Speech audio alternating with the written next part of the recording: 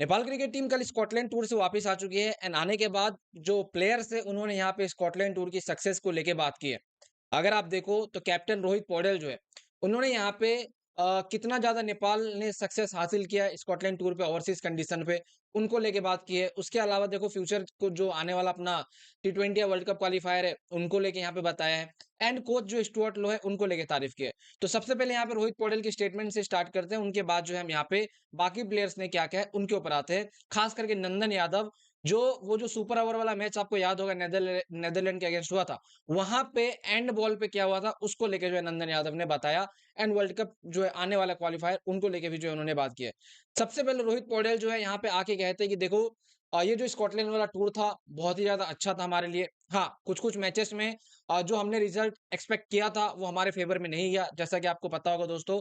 Last match and ODI में जो एक कह सकते हो मैच हुआ था ना स्कॉटलैंड के अगेंस्ट जिसमें 2 रन से हमारे थे, उस मैच को लेकर रोहित पौडेल ने बात की कि वहां पे रिजल्ट हमने एक्सपेक्ट किया था लेकिन वो हमारे फेवर में नहीं गए थे। खैर जो भी है, आपको ये छोटी बड़ी जो चीजें वो देखने को मिलती है मैचेस के अंदर, लेकिन सबसे बढ़िया बात यहाँ पे ये है कि इस सीरीज में नेपाल ने जो है वो बहुत ही ज़्यादा अच्छे तरीके से जीत हासिल की है। मतलब अगर आप देखो तो मैंने आपको पहले भी कहा था कि ओडीआई में आपने 4 ओडीआई मैचेस खेले जिसमें आपने जो है 3 यहाँ पे जीते। वहीं पे टी20आई में 4 खेले जिसमें आपने 2 जीते। तो मैं मतलब मेरे हिसाब से 70% ऑफ द मैचेस जो है नेपाल ने यहाँ पे जीते स्कॉटलैंड के कंडीशन पे, स्कॉटलैंड के पिचेस पे। और आपको पता होना चाहिए दोस्तों, ओवरसीज कंडीशन जो होते हैं, ओवरसीज पिचेस जो होते हैं, वो बहुत ज़्यादा मुश्किल होते हैं जो हमारे एशिया के प्लेयर होते हैं उनके लिए।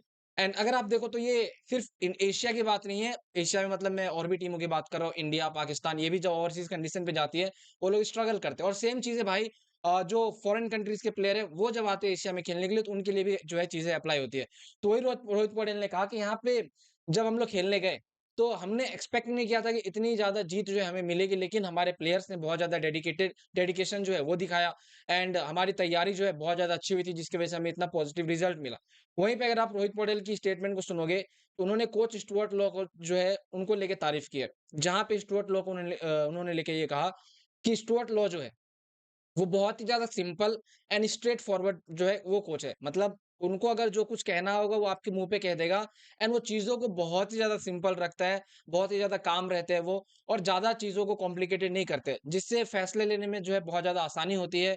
एंड ओवरऑल अगर आप फील्ड पे भी देखो तो जो डिसीजन मेकिंग जो चीज़ें होती है, वो प्लेयर्स के ऊपर ही छोड़ देते हैं कि यार आपको यहाँ पे चीज़ें जो है वो करनी है, क्या डिसीजन लेना, नहीं लेना है। तो कह सकते हो रोहित पौडेल बहुत ज़्यादा इम्प्रेस है नए कोच स्टुअर्ट लॉ से एंड ओवरऑल कह सकते हो बहुत ज़्यादा पॉजिटिव जो माइंडसेट है प्लेयर का, वो यहाँ पे स्कॉटलैंड टूर के बाद जो है वो मिला है।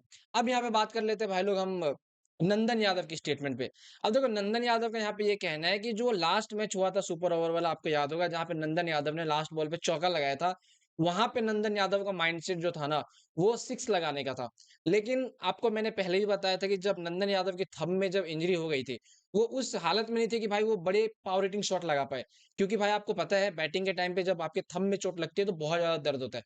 तो नंदन यादव ने वही कहा कि एंड बॉल पे मेरा गोल था 6 लगाने का, लेकिन वो पेन की वज़ह से मतलब दर्द की वज़ह से मैं 6 लगा नहीं पाया और फिर वो 4 में कन्वर्ट हो गया एंड फिर ये जो सुपर ओवर हुए, 2-2 सुपर ओवर, वो बहुत ही ज़्यादा मतलब कह सकते हो बढ़िया हुआ था। मतलब अगर आप देखो तो सारे प्लेयर्स जो है वो खुश थे, पहला सुपर ओवर जब यहाँ पे टाई हुआ, सेकंड सुपर ओवर जब टाई हुआ। हालाँकि वो मैचेस जीतना चाहिए था लेकिन आपको पता है भाई कभी-कभी चीज़ें फेवर में नहीं जाती है एंड नंदन यादव ने यही कहा। उसको लेकिन उसके बाद नंदन यादव का यहाँ पे टी20 या वर्ल्ड कप जो आने वाला है 2026 उसको लेके फ़ोकस है। कहा है कि अभी जो रिज़ल्ट्स हुए हैं, बहुत ज़्यादा अच्छा था लेकिन हमारा मेन फ़ोकस यहाँ पे टी20 या वर्ल्ड कप 2025 जो क्वालीफायर है, वहाँ पे क्वालीफाई होना है। उसके लिए अभी जो प्रिपरेशन है, वो अभी से स्टार्ट जो है, वो कर दी जाएगी। तो कह सकते हो भाई लोग प्लेयर्स आने के बाद कह सकते हो पॉजिटिव माइंडसेट से है एंड मेरे हिसाब से जो प्रैक्टिसेस वगैरह आपको बहुत ही जल्दी स्टार्ट होती होती हुई दिख जाएगी, क्योंकि टीम नेपाल जो है वो एक मोमेंटम में है। अगर आप देखो तो बढ़िया सीरीज रही है। बाकी यहाँ पे मैं चाहता हूँ जितनी जल्दी हो जाए प्रैक्टिसेस वगैरह स्टार्ट हो जाए। अगर नहीं कोई फॉरेन कंट्रीज में यहाँ पे कोई सीरीजेस वगैरह है, तो मेरे हिसाब से नेपाल में जो है कोई डोमेस्टिक यहाँ पे टूर्नामेंट स्टार्ट करवा देना चाहिए ओडीआई फॉर्मेट में, या सॉरी ओडीआई नहीं, टी20आई फॉर्मेट में, ताकि वो प्लेयर की जो प्रैक्टिस है वो यहाँ पे कम ना हो। प्लेयर अपनी प्रैक्टिसेस जो है वो यहाँ पे करते रहे, कुछ दिन बाद यहाँ पे आप कह सकते हो रेस्ट लेने के बाद। बाकी इसको लेकर आपका जो कुछ कहना है नीचे कमेंट में बताना, मैं ज्वाइन जाना चाहता हूँ।